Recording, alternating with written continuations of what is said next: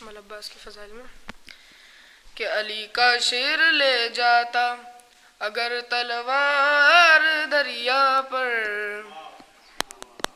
کہ علی کا شیر لے جاتا اگر تلوار دریا پر، تو کرتا ایک کو دو اور دو کو چار دریا پر، علی کا شیر لے جاتا اگر تلوار دریا پر، جو دیکھا غیظ میں غازی کو بھگدڑ مچ گئی ہر سو، جو دیکھا غیظ میں غازی کو بھگدڑ مچ گئی ہر سو، بھگوڑے ڈھونڈتے پھرتے تھے کوئی غار دریا پر، علی کا شیر لے جاتا اگر تلوار دریا پر، علی کا شیر لے جاتا اگر تلوار دریا پر، کہا دریا نے غازی سے مجھے بلوا لیا ہوتا، کہا دریا نے غازی سے مجھے بلوا لیا ہوتا، میں شرمندہ ہوں آئے آپ کیوں سرکار دریا پر، علی کا شیر لے جاتا اگر تلوار دریا پر، تو کرتا ایک کو دو اور دو کو چار دریا پر، علی کا شیر لے جاتا اگر تلوار دریا پر، اجازت جنگ کی ملتی جو سقائے سکینہ کو،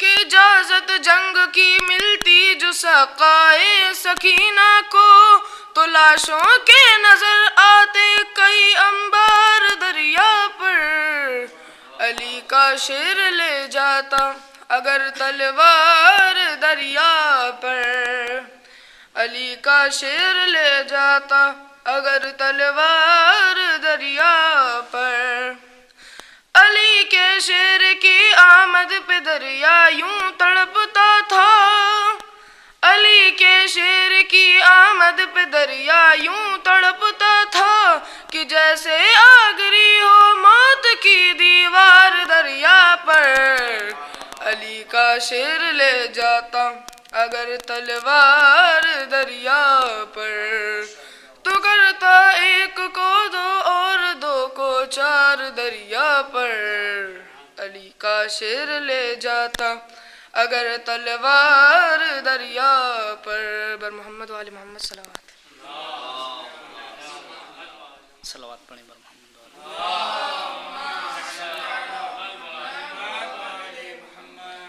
بار دیگر صلوات۔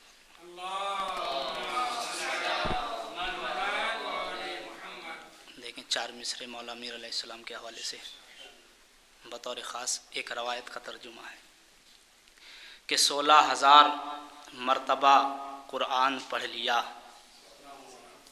16,000 مرتبہ قرآن پڑھ لیا، دل سے کہا ہے جس نے بھی ایک بار یا علی، 16,000 مرتبہ قرآن پڑھ لیا، دل سے کہا ہے جس نے بھی ایک بار یا علی، اور مفتی مجھے نہ دیکھ پیغمبر کو دیکھ لے، مفتی مجھے نہ دیکھ پیغمبر کو دیکھ لے، خود کہہ رہے ہیں احمد مختار یا علی، خود کہہ رہے ہیں احمد مختار یا علی، مفتی مجھے نہ دیکھ پیغمبر کو دیکھ لے، اور خود کہہ رہے ہیں احمد مختار یا علی۔ اور بطور خاص یہ شعر جناب سیدہ سلام اللہ علیہ کے حوالے سے ہیں کہ میں لکھ رہا ہوں حضرت زہرا کی منقبت، میں لکھ رہا ہوں حضرت زہرا کی منقبت، جنت سے کچھ حدیث خیالات لائے ہیں،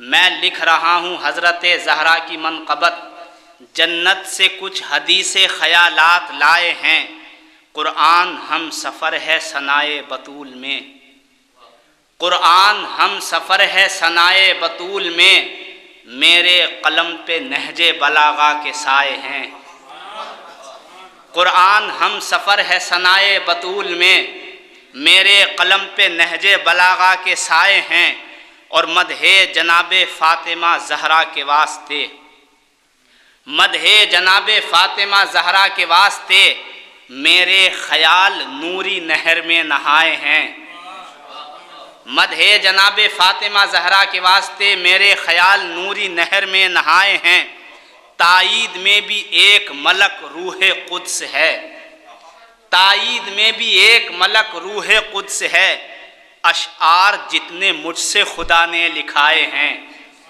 اشعار جتنے مجھ سے خدا نے لکھائے ہیں، اور زہرا کے دشمنوں سے مروت حرام ہے، زہرا کے دشمنوں سے مروت حرام ہے، یہ وہ اصول ہیں جو خدا نے بتائے ہیں، یہ وہ اصول ہیں جو خدا نے بتائے ہیں، جن ظالموں سے پھیر لیا منہ بطول نے، جن ظالموں سے پھیر لیا منہ بطول نے، ہم ان کو اپنی نظروں سے اب تک گرائے ہیں، ہم ان کو اپنی نظروں سے اب تک گرائے ہیں۔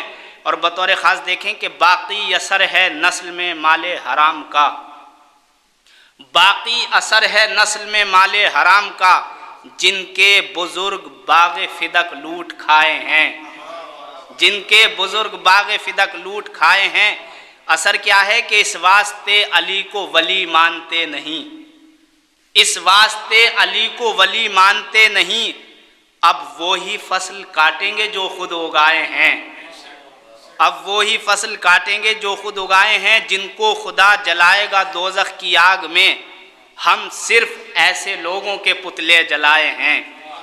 اور زہرا کے مجرمین نہ ہو جائیں پھر فرار، یوں دائیں بائیں ان کو پیمبر لٹائے ہیں، زہرا کے مجرمین نہ ہو جائیں پھر فرار، یوں دائیں بائیں ان کو پیمبر لٹائے ہیں۔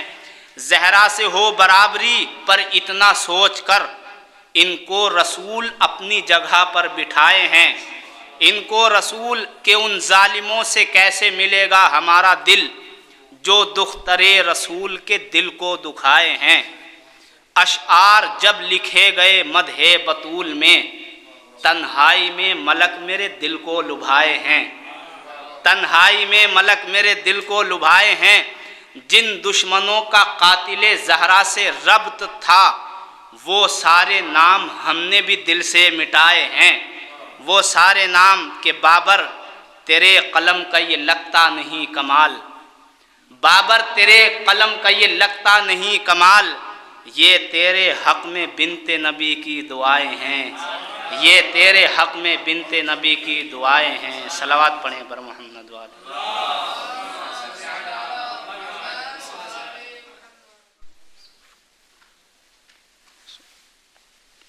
محمد وآل محمد صلوات۔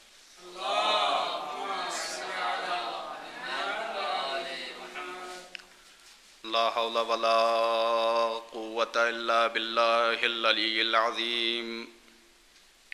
أعوذ بالله من الشيطان الرجيم، بسم الله الرحمن الرحيم۔ الحمد لله الذي هدانا لهذا وما كنا لنهتدي لولا أن هدانا الله، لقد جاءت رسل ربنا بالحق، والصلاة والسلام على تحية والإكرام على سيد أصل ما في الوجود، سر الله في كل موجود، نقطة دائرة الوجود، صاحب اللواء الحمد والمقام المحمود، ومولى الثقلين، جد الحسن والحسين، نبي القاسم محمد،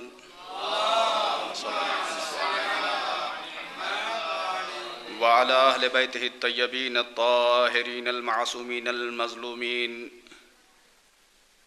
قال الله سبحانه وتعالى في كتابه الكريم وهو أصدق القائلين وقوله الحق، بسم الله الرحمن الرحيم، وبرس سليمان داود۔ ایک صلوات پڑھے پر محمد وآل محمد۔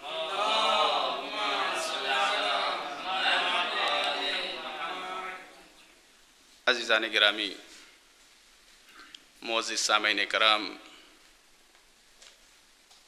خدا بند عالم اس ماہ مبارک رمضان میں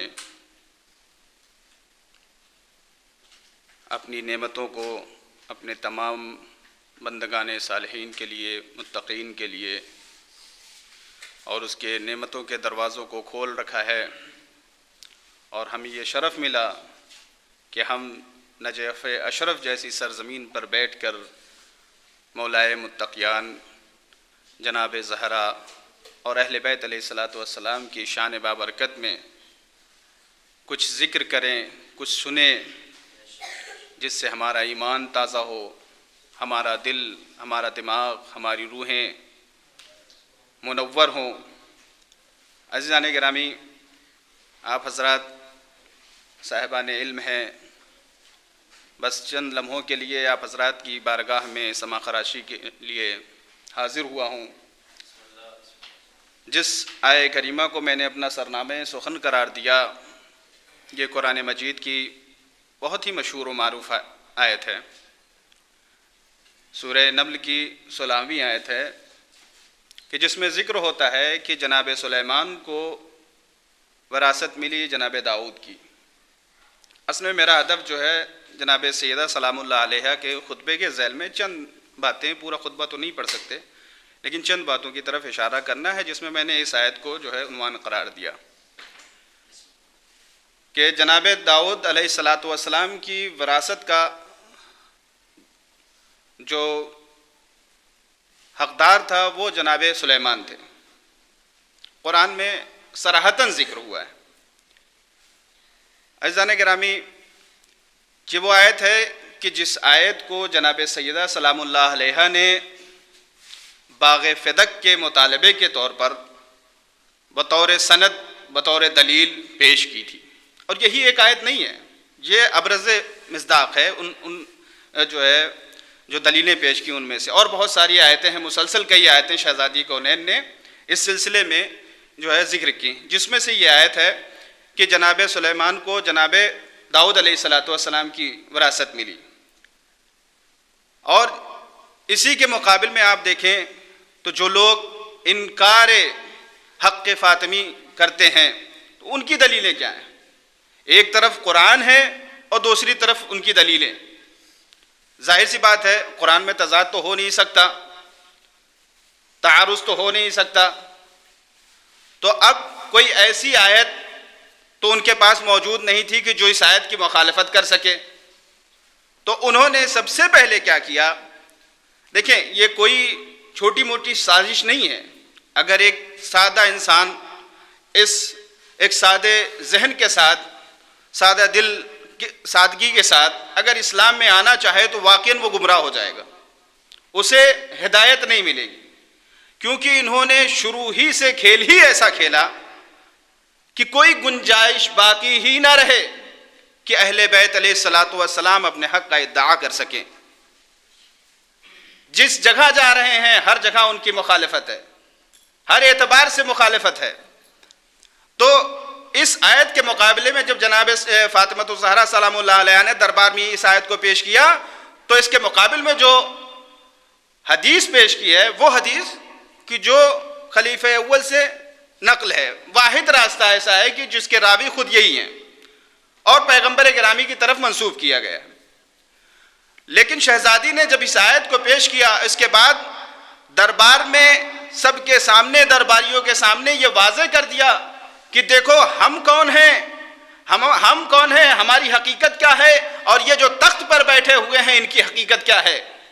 درباریوں کے سامنے پورا واضح کر دیا کہ دیکھو ہم ہی اہل قرآن ہیں، ہم ہی ناطق قرآن ہیں، ہم ہی اطرت رسول ہیں، ہم ہی اہل بیت رسول ہیں۔ اور اس کے بعد اسی لیے شاعر نے کیا خوب کہا ہے کہ ہم ہی ہے رونق کعبہ، ہم ہی وقار حرم، ہم ہی ہے رونق کعبہ، ہم ہی وقار حرم، ہم ہی ہے ناطق قرآن، ہم ہی شعار حرم، ہم ہی ہے رونق کعبہ، ہم ہی وقار حرم، ہم ہی ہے ناطق قرآن، ہم ہی شعار حرم، ہم ہی ہے گلشن جنت، ہم ہی قرار بہار حرم، ہم ہی ہے گلشن جنت، ہم ہی بہار حرم، ہم ہی ہے فخر نبوت، ہم ہی قرار حرم۔ ہمارے گھر کے ہمارا عشق گناہوں کو صاف کرتا ہے، ہمارے گھر کے فرشتے طواف کرتے ہیں، ہمارے عشق گناہوں کو صاف کرتے ہیں، ہمارے در کا فرشتے طواف کرتے ہیں۔ صلوات پڑھو۔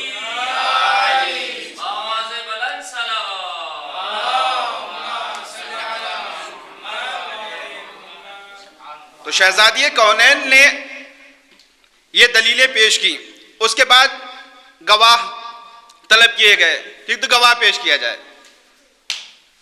آپ دیکھیں مانگنے والا کون, دلیل کس کو دینی چاہیے, مدعی کون ہے, منکر کون ہے؟ مدعی وہ ہے کہ جو ہے الٹا ایک دم قضیہ الٹ گیا ہے کہ دلیل وہ دیتا ہے کہ جس کو جو مدعی ہو کسی چیز کا. منکر دلیل نہیں پیش کرتا ہے, مدعی دلیل پیش کرتا ہے. اور الٹا ہی آپ دیکھیں کہ یہ حق جناب سیدہ سلام اللہ علیہ تھا, تو مدعی کون ہوا اور منکر کون ہوا؟ انکار انہوں نے بعد میں کیا ہے. تو ظاہر تو دلیل ایک صلوات پڑھ پر محمد و آل محمد پر. ہمیشہ جو دلیل جو ہے وہ مدعی کی طرف سے دی جاتی ہے, منکر دلیل نہیں دیتا ہے, اس کے لیے حلف ہوتی ہے. یہاں پر جناب سیدہ سلام القضیہ بالکل الٹا ہوا ہے کہ جو مدعی ہے وہ منکر ہے, جو منکر ہے وہ مدعی ہو گیا. اور مطالبہ جناب زہرا سلام اللہ علیہ, بلکہ ان لوگوں کو دلیل پیش کرنی چاہیے تھی, ان لوگوں کو وہ لوگ دعوے دار تھے کہ حق فاطمی نہیں ہے, تو ایسی صورت میں ان کے لیے دلیل بنتی کہ وہ دلیل پیش کریں, نہ کہ جناب سیدہ سلام اللہ علیہ دلیل پیش کرتی. مطالبہ ہی بالکل غلط ہوا. اور جب مسئلہ کوئی ہماری اور آپ کی عدالت میں اگر آج کے زمانے میں دیکھا جائے تو کوئی قضیہ جب پیش ہوتا ہے تو اس کے لیے ضروری ہے کہ مدعی اور منکر دو الگ شخصیتیں ہونی چاہیے, اور جو قاضی ہے وہ اس کی شخصیت الگ ہونی چاہیے. لیکن یہاں پر خود منکر ہی ہے اور خود جو ہے قاضی بھی بنا ہوا ہے, اور دلیلوں کا بھی مطالبہ ہو رہا ہے. تو اگر دیکھا جائے تو سرے سے شریعت اسلامیہ کا کہیں پاس ہی نہیں رکھا گیا ہے, تو خود کو اپنے آپ اور صرف اسلام کا لبادہ ان کو پہنا دیا گیا ہے, صرف اور صرف ان کو اسلام کا لبادہ پہنا دیا گیا ہے, اور خود کو خلیفہ مسلمین کہلانے لگے ہیں. عزیزان گرامی, اگر ہم اس کے بعد رسول گرامی کی حدیث کو مد نظر رکھیں اور پھر اس کے حوالے سے دیکھیں کہ پیغمبر گرامی نے کیا ارشاد فرمایا, انی تارکم فیکم الثقلین کتاب اللہ و عطرتی, کہ میں تمہارے درمیان دو گرا قدر چیزیں چھوڑے جا رہا ہوں, ایک میری عطرت ہے اور دوسرے قرآن مجید ہے. پیغمبر نے یہ بتا دیا کہ دیکھو میرے بعد حالات کا اندازہ پیغمبر گرامی کو تھا, لہٰذا انہوں نے بار بار امتیوں کو یہ بتایا کہ دیکھو تمہارے لیے بہت پراشوب زمانہ آنے والا ہے, لہٰذا اگر تم صاحبان ایمان اور اپنے ایمان کی بقا چاہتے ہو اور رائے خدا پر چلنا چاہتے ہو تو تمہارے لیے ضروری ہے کہ میری حدیث کے جو ہے اتباع کرو اور اس حدیث کے حساب سے چلو. اگر تم ان دونوں سے متمسک رہو گے تو یاد رکھو یہ تمہیں دنیا میں بھی کامیاب کریں گے اور آخرت میں بھی کامیاب کریں گے. آپ دیکھیں یہاں پر پیغمبر نے شرط لگائی, صرف تمسک ہی نہیں ہے, اور کسی ایک سے نہ قرآن سے صرف تمسک کافی ہے اور نہ ہی اہل بیت سے کافی ہے, بلکہ شرط یہ ہے کہ دونوں سے ایک ساتھ متمسک رہو گے, دونوں سے ایک ساتھ متمسک رہو گے. لیکن آپ دیکھیں تاریخ میں تو ملتے ہیں کہ حسبنا کتاب اللہ کا بھی دعویٰ کرتے, کم سے کم وہ کتاب سے متمسک تو ہیں, اور کچھ ایسے ہیں کہ جو صرف اور صرف اگر اہل بیت کے فضائل ہی بیان کرے لیکن کتاب کا انکار کرے, جیسے کہ آج کے زمانے میں ابھی جلدی جو ہے دعویٰ ہوا ہے, قرآن کا دعویٰ, قرآن کا انکار ہے, اس کی آیتوں کا انکار ہے, لیکن اہل بیت سے محبت کا دعویٰ تو ہے. تو یہ تمسک بھی قابل قبول نہیں, اور صرف حسبنا کتاب اللہ کا دعویٰ بھی قابل قبول نہیں, یہ بھی تمسک کافی نہیں, وہ بھی تمسک کافی نہیں. لیکن آپ دیکھیں جو دربار میں بیٹھے ہوئے ہیں وہ تو نہ قرآن کے قائل ہیں نہ ہی اہل بیت کے قائل ہیں, تو نہ حسبنا, تو وہ کہ جو صرف ایک سے متمسک ہو وہ اس کی کوئی گنتی نہیں, وہ بھی راہ ہدایت نہیں پا سکتا ہے, وہ بھی رسول گرامی کی شرط پر پورا نہیں اترتا ہے. تو پتہ یہ چلا کہ نہ حسبنا کتاب اللہ والے نہ ہی صرف اہل بیت کی معرفت رکھنے والے صرف اور صرف کتاب کو چھوڑ کر صرف اہل بیت کی معرفت رکھے, نہ وہ کافی ہے اور نہ صرف کتاب کافی ہے, بلکہ دونوں کا ایک ساتھ ہونا شرط ہے ایمان کے لیے اور ہدایت کے لیے. تو آپ دیکھیں حسبنا کتاب اللہ والے بھی گمراہ ہوئے, اور وہ شخص کی جو اہل بیت کے صرف اور صرف ان کی ولایت کا اقرار کرنے والے ہیں وہ بھی گمراہ ہوئے. تو جائے کہ یہاں پر پیغمبر کی بیٹی, نبی کی بیٹی دعویٰ کر رہی ہے، کس کے ذریعے سے؟ دلیل دے رہی ہے قرآن کے ذریعے سے۔ تو قرآن کا انکار ہو رہا ہے، دوسرا نبی کی بیٹی کا انکار ہو رہا ہے۔ کون نبی کی بیٹی؟ کہ جس کے لیے پیغمبر گرامی نے فرمایا فاطمہ بضعۃ منی، کہ فاطمہ میرا پارے جگر ہے، اور کہیں پر ارشاد فرمایا فاطمہ ام ابیہا۔ تو ایسی عظیم شخصیت کو ایک طرف اہل بیت کو جھٹلایا جا رہا ہے، دوسری طرف قرآن کو جھٹلایا جا رہا ہے، تو یہ کیسے خلیفۃ المسلمین ہے، اور یہ کیسے مسند خلافت پر آیا اور وصی رسول بن گئے؟ ایک صلوات پڑھے بر محمد و آل محمد۔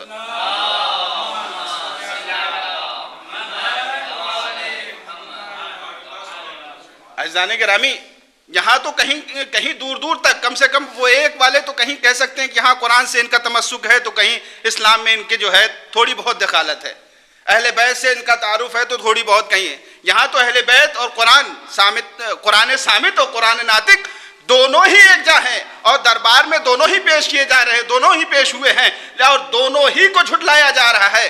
اور ایسے لوگوں کو کہ پیغمبر نے جس اپنی بیٹی کو جناب سیدہ کو صدیقہ طاہرہ اور ان کے لقب سے نوازا ہے، ایسی صدیقہ کو جھٹلانے والا، قرآن کی آیتوں کو جھٹلانے والا، اہل بیت کو جھٹلانے والا، ان کی دلیلوں کو انکار کرنے والا، امام حسن اور حسین کی گواہی کو قبول نہ کرنے والا شخص اگر ایسا صدیق ہے تو تمہیں ایسے صدیق مبارک ہو۔ ایک صلوات پڑھے محمد و آل محمد۔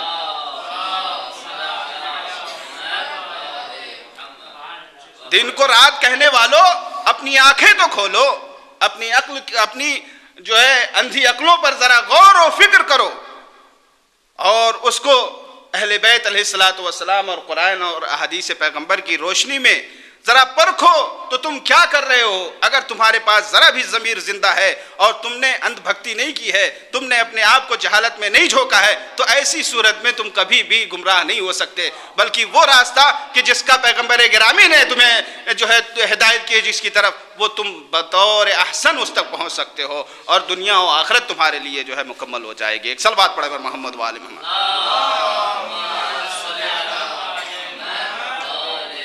دیکھیں، سارا مسئلہ جو ہے اندھ بھکتی کا ہوتا ہے۔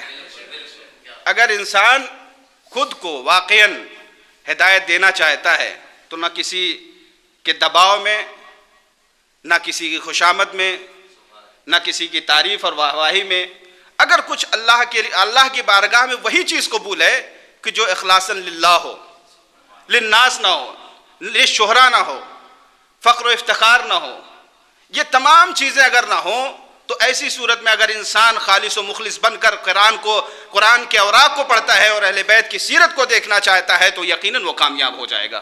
لیکن اگر وہ صرف شہرت چاہتا ہے تو اہل بیت کا کلام اس کے لیے مفید نہیں ہے۔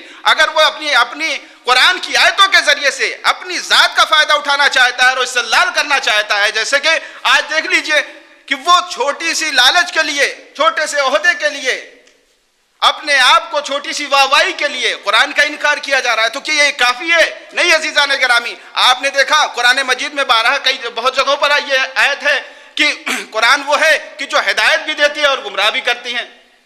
تو ہدایت ان کے لیے ہے کہ جو صاف دل کے ساتھ، خلوص کے ساتھ اور بغیر کسی دباؤ میں، بغیر کسی لالچ میں اگر قرآن اور اہل بیت سے متمسک ہیں تو یہی قرآن ان کو ہدایت دینے والی ہے۔ لیکن اگر یہ شہرت چاہتے ہیں، یا کسی حکومت چاہتے ہیں، یا ملوکیت چاہتے ہیں، یا خزانہ چاہتے ہیں، دولت چاہتے ہیں، تو ایسے شخص کہ جو قرآن سے استفادہ کرنا چاہتے ہیں تو یہ کبھی کامیاب نہیں ہو سکتے۔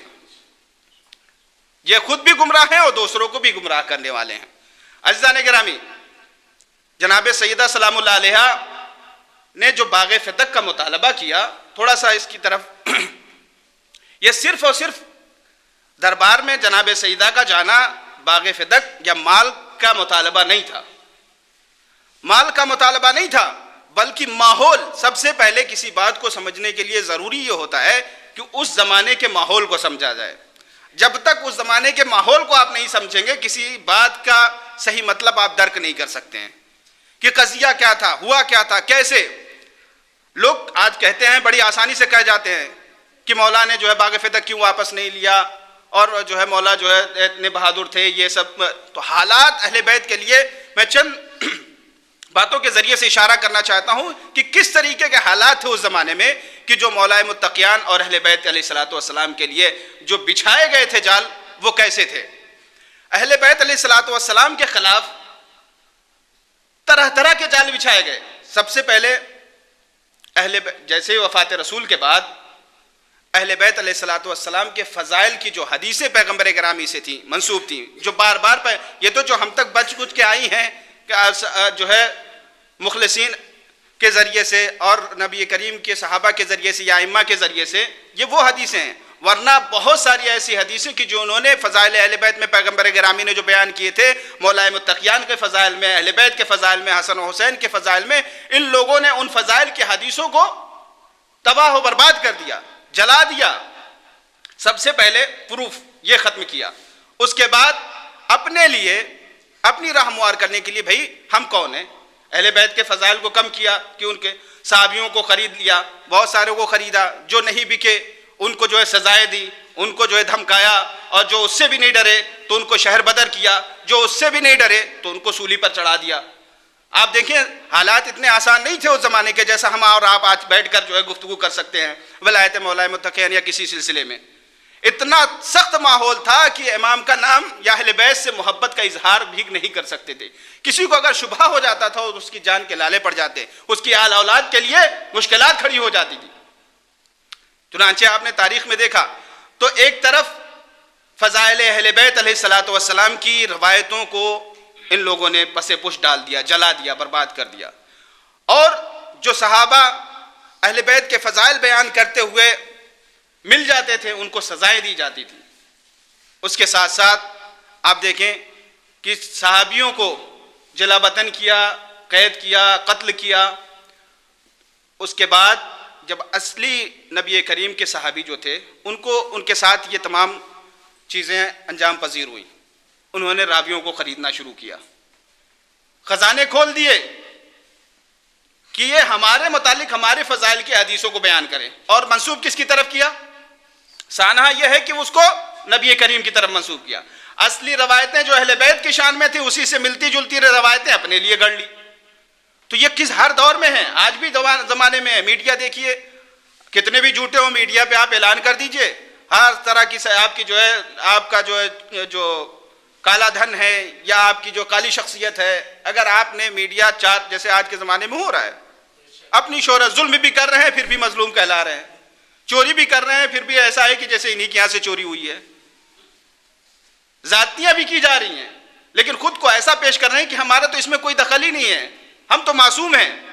تو یہی حال اس زمانے میں بھی تھا کہ لوگوں نے سب کچھ کرنے کے بعد بھی اپنے آپ کے لیے فضائل, اور جو ہے ابو ہریرہ جیسے راوی پھر پیدا ہوئے, اور بہت سارے اس طریقے سے, تو اپنے لیے اہل بیت کے فضائل ختم کیے, اپنے لیے فضائل معین کیے. اس کے بعد یہ تو ان کی شخصیت کو مجروح کیا گیا.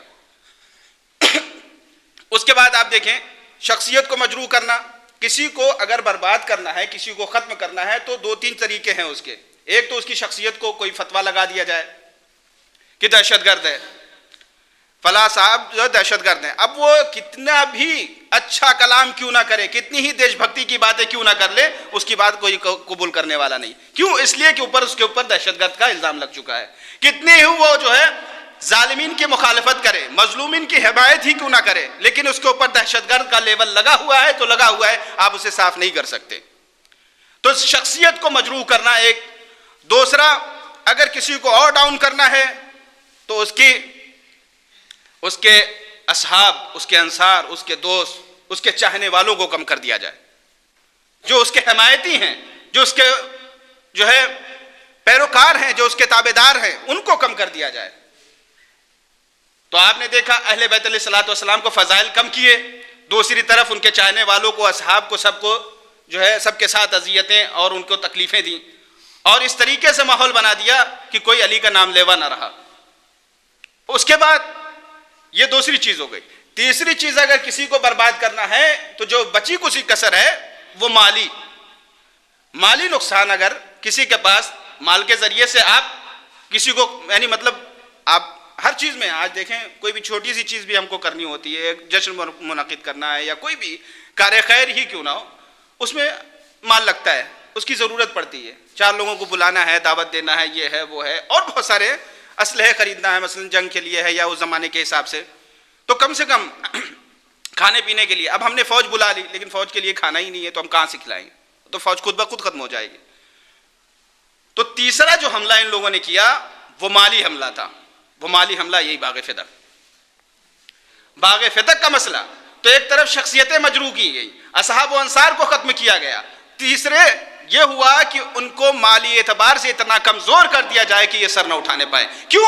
اس لیے کہ یہ جعلی اور نقلی اور غاصبین کو پتا تھا کہ یہی وہ سب سے صاحبان حق ہیں کہ اگر ہم نے ان کے ساتھ ذرا بھی کوتاہی برتی اور غفلت کی تو کل کو ہمارے لیے اور ہماری حکومت کے لیے, ہمارے اس تخت کے لیے, ہمارے اس غاصبانہ مسند کے لیے سب سے بڑا خطرہ بن جائیں گے. لہٰذا انہوں نے فضائل کو کم کیا اور ان کے چاہنے والوں کو ختم کیا اور انہیں مالی حساب سے بھی تنگ دست کر دیا. ایک صلوات پڑھ بر محمد و آل محمد پر.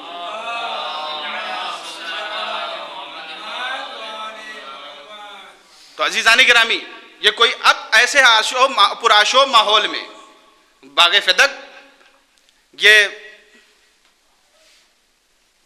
پیغمبر گرامی کو یہودیوں سے بطور صلح اور مصالحت پیغمبر گرامی تک یہ چیز پہنچی تھی کہ جب یہودیوں نے کہا کہ ہم جنگ نہیں چاہتے اور ہم جنگ بندی چاہتے ہیں, لہذا پیغمبر گرامی کو یہ زمین جو باغ فتق کہلاتی ہے خیبر کے پاس, ایک بڑا سرسبز و شاداب علاقہ ہے, تقریباً مدینے سے 160 کلومیٹر جو ہے یہ علاقہ موجود ہے. پیغمبر کو جب ملا سن 6 ہجری میں تقریباً مولا نے اس باغ فتق پر ایک حملہ کیا تھا. اس کے بعد یہودیوں نے اس کو سن 7 ہجری میں پیغمبر گرامی کو بطور صلح بخشا, اور اس کے بعد سن 11 ہجری میں بعد وفات رسول اتنے عرصے سے لے کر اس باغ فتق میں جناب سیدہ سلام اللہ علیہ کی طرف سے وکلا موجود تھے, مزدور وہاں پہ کام کیا کرتے تھے. لیکن وفات رسول کے فوراً بعد جیسے ہی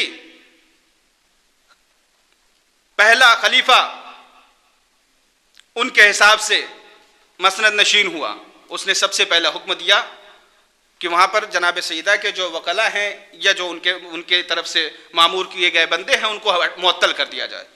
چنانچہ انہیں معطل کر دیا گیا. جب جناب زہرا کو یہ بات پتہ چلی تو وہ کچھ مستورات کے ساتھ دربار کی طرف بڑھی.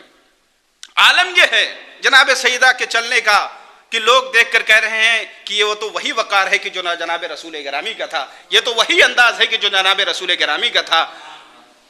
نہ کوئی اضطراب ہے نہ کوئی بے چینی ہے. تو عزیزان گرامی کہنے والے کہہ گئے تو میں کہوں گا کہ چال تو وہی ہے, بس یہ وہی چال ہے کہ جو مباہلے کے میدان میں جناب سیدہ کی تھی کن عیسائیوں کے مقابل میں تھی. آج بس چال میں اتنا فرق ہے, فرق دربار کی چال میں اور مباہلے کی چال میں کوئی فرق نہیں ہے. بس فرق اتنا ہے کہ وہاں پر مباہلہ عیسائیوں کے مقابل میں تھا, وہاں پر پیغمبر گرامی کی بیٹی اپنے جو ہے بابا کے ساتھ اور اپنے شوہر کے ساتھ گئی تھی. یہاں پر دربار میں جا رہی ہیں. یہاں کی چال اور وہاں کی چال میں فرق یہ ہے کہ وہاں دشمن بے نقاب دشمن تھا, وہاں پر بے نقاب دشمن تھا, اس سے اپنے حق کو اس کو ثابت کرنا تھا, اس کو باطل کرنا تھا. یہاں پر نقاب پوش دشمن ہے, اس کو بے نقاب کرنا تھا. ایک صلوات پڑھے بر محمد و آل محمد پر.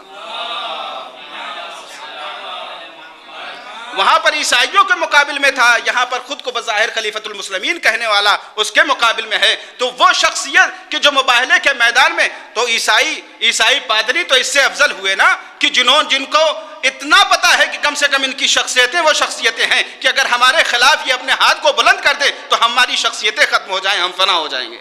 لیکن یہ کیسے مسلمین ہے اور خود کو خلیفۃ المسلمین اور رسول کا جانشین کہہ رہے ہیں کہ ان کی شخصیت کو جھٹلایا جا رہا ہے, قرآن کی آیتیں پیش کی جا رہی ہیں اسے جھٹلایا جا رہا ہے, اپنے حسن اور حسین کو پیش کر رہی ہیں ان کو جھٹلایا جا رہا ہے. تو عزیزان گرامی شاید انہوں نے تاریخ میں نہیں دیکھا تھا, کہتے کہ بچوں کی گواہی ماں کے حق میں قبول نہیں ہے, قرآن نہیں پڑھی. یہ کیسے مسلمان ہیں کہ جن کو اتنا بھی علم نہیں ہے کہ جب جناب مریم کے اوپر جب بہتان تراشی ہوئی تو کس نے گواہی کی تھی؟ ایک چھوٹے سے بچے نے بارے میں گواہی دی تھی, ایک چھوٹے سے بچے نے گواہی دی تھی, اور یہاں پر وہاں پر ان کی گواہی قبول کی گئی, یہاں پر گواہی قبول. تو یہ لوگ قرآن کے دعوے دار ہیں, صرف قرآن ان کی زبان پر ہے, قرآن ان کے یہ قرآن کو ڈھال بنا کر اپنے سارے مفاد کو انجام دینا چاہتے ہیں. اسلام کا چوغا پہن کے خود کو اصل میں مسئلہ اسلام کا نہیں تھا، صرف تخت اور تاج کا تھا، ورنہ کبھی اس طرح کی نوبتیں نہ آتی۔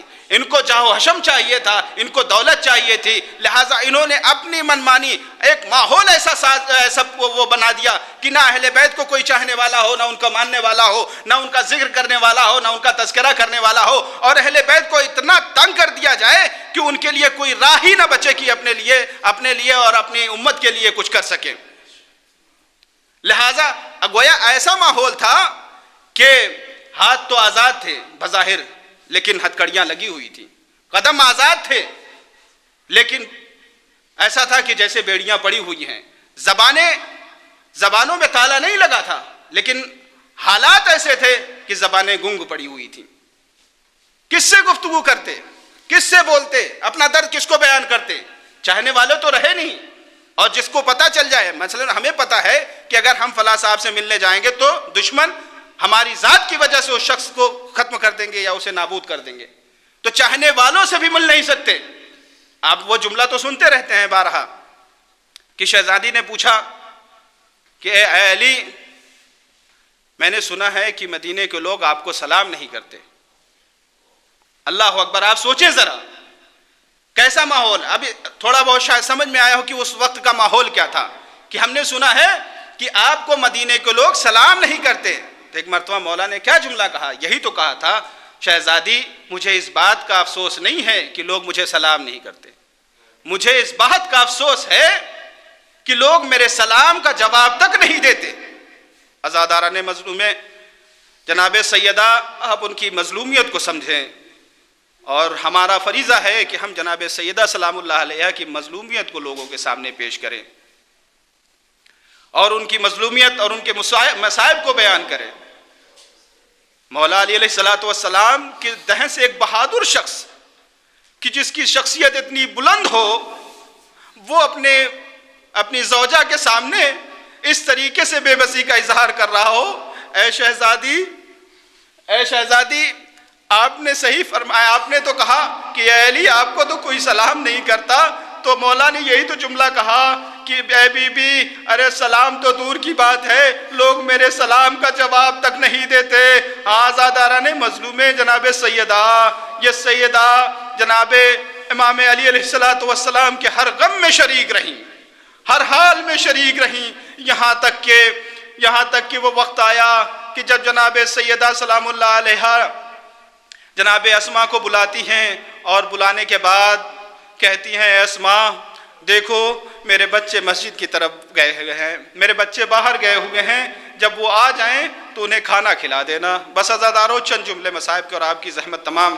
ایک مرتبہ ابھی یہ وصیتیں جاری تھی، اور میرے ادھر سے حسنین آئے، اور آنے کے بعد ایک مرتبہ پوچھا ہے، اسما میری والدہ محترمہ کہاں ہیں؟ تو ایک مرتبہ جناب اسما نے چاہا کہ اس بات کو ان سے پوشیدہ رکھا جائے۔ سب سے پہلے کہا، اے بچوں آؤ کھانا کھا لو۔ بچوں نے معصومیت سے ایک سوال کیا، اے اسما کیا کبھی تم نے دیکھا ہے کہ ہم نے اپنی ماں کے بغیر کھانا کھایا ہو؟ آزاداران مظلومیں، جناب سیدہ ایک مرتبہ جناب اسما سے اصرار بڑھا۔ ایک مرتبہ حسن و حسین اس حجرے میں تشریف لائے کہ جس میں جناب سیدہ تھی۔ جناب سیدہ اس دار فانی سے رخصت ہو چکی تھی۔ جیسے ہی حسنین اپنی ماں کے پاس پہنچے تو کیا دیکھا کہ ماں کی روح اس دنیا سے پرواز کر گئی ہے۔ ارے حسن اور حسین نے سینہ پیٹنا شروع کیا، سروں سے امامہ پھینکا، مسجد کی طرف دوڑے، اور جانے کے بعد اپنے بابا سے کہتے ہیں، اے بابا ارے اماں اس دنیا سے رخصت ہو گئی، ہم یتیم ہو گئے۔ آزاداران مظلوم جناب سیدہ، ارے علی نے جب یہ خبر سنی ایک مرتبہ سر سے امامہ پھینکا۔ آزادارو، جناب سیدہ اتنی مظلوم کہ ان کو جیتے جی اذیتیں دی گئی، اتنی اذیتیں کہ جناب سیدہ مرثیہ پڑھتی رہی، سبت علیہ مصائب اللہ عنہا، سبت علیہ میں سرنا لے آلیا۔ اے بابا آپ کے بعد ہم پر وہ مصائب اٹھائے گئے کہ اگر دن کے اجالے میں پڑھتے تو مثل شب تار کے ہو جاتے۔ आज़ादारों, जनाब सैयदा को गुस्ल कफन दिया, गुस्ल के वक्त एक मरतबा इमाम अली अलैहिस्सलाम गुस्ल देते देते एक चीख मारी। साहबा ने जनाब सलमान ने पूछा, ऐ आका, हमने खैबर के मैदान में आपको कभी इस तरीके से नहीं देखा, आप तो बहुत बहादुर हैं, आपने बहुत जंगें लड़ी हैं, लेकिन कभी इस तरह से चीख नहीं मारी। एक मरतबा मौला ने कहा, ऐ सलमान, अरे नबी की बेटी इस दुनिया से चली गई, उसके जिस्म की पसलियां टूटी हुई थी। आज़ादारों, एक मर्तबा जनाजा उठा, एक एक करके रुखसत होने लगे। कभी इमाम हसन आए, रुखसत हुए, कभी जनाब ज़ैनब उम्मे कुलसूम आई, रुखसत हुई। लेकिन एक बच्चा है कि जो एक किनारे खड़ा हुआ है, न जाने किस इंतजार में है कि शायद माँ उन्हें आवाज दे। आज़ादारों, एक मर्तबा जैसे ही एक मर्तबा इमाम हुसैन जनाब सैयदा सलामुल्लाह अलैहा के जनाजे पर आए और आने के बाद इस तरीके से गिरिया किया कि जमीन और आसमान में एक लर्जा हो गया। मुनादी की नदा आई कि ऐ अली, अरे हुसैन को माँ से जुदा कर लो। आज़ादारों, एक मर्तबा इमाम ने जनाबे शहजादी कौनैन का जनाजा कब्र में उठारा, दो हाथ नमूदार हुए, ऐ अली, लाओ मेरी अमानत को मुझे वापस दे दो। लेकिन हाय रे मेरा मौला, शायद दिल पे इतना शाह गुजरा हो, या रसूल अल्लाह, आपने अपनी अमानत को हमारे हवाले सही व सालिम किया था, लेकिन हमें माफ करिएगा। अरे गालों पे तमाचों के निशान, बाजुओं पे निशान, कमर की पसलियां टूटी हुई हैं। से आलमुल्लदीन ज़लम क़ल्बी यानी क़ल्बून। परवरदिगार तुझे मोहम्मद व आले मोहम्मद का वास्ता हमारे इस मुख्तसर से अमल को कबूल फरमा, हमारी गुनाह कबीरा और सगीरा को इस माह मुबारक रमज़ान की बरकत से माफ़ फरमा। परवरदिगार तुझे मोहम्मद व आले मोहम्मद का वास्ता हमें ज़्यादा से ज़्यादा अहले बैत और की मार्फत अता फरमा। परवरदिगार तुझे मोहम्मद व आले मोहम्मद का वास्ता इस माह रमज़ान में हमें ज़्यादा से ज़्यादा इबादत व इताअत की तौफ़ीक़ व सआदत नसीब फरमा। हमारी गुनाह कबीरा व सगीरा को माफ़ फरमा, हमारी हाजतों को पूरा फरमा। इमाम ज़मान अलैहिस्सलातु वस्सलाम के ज़ुहूर में ताजील फरमा, हमें उनके अंसार में शुमार फरमा। रब्बना तक़ब्बल मिन्ना इन्नका अंतस समीउल अलीम।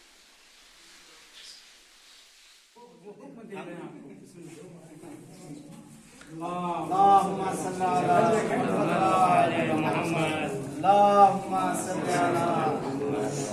हनीयन माशाअल्लाह।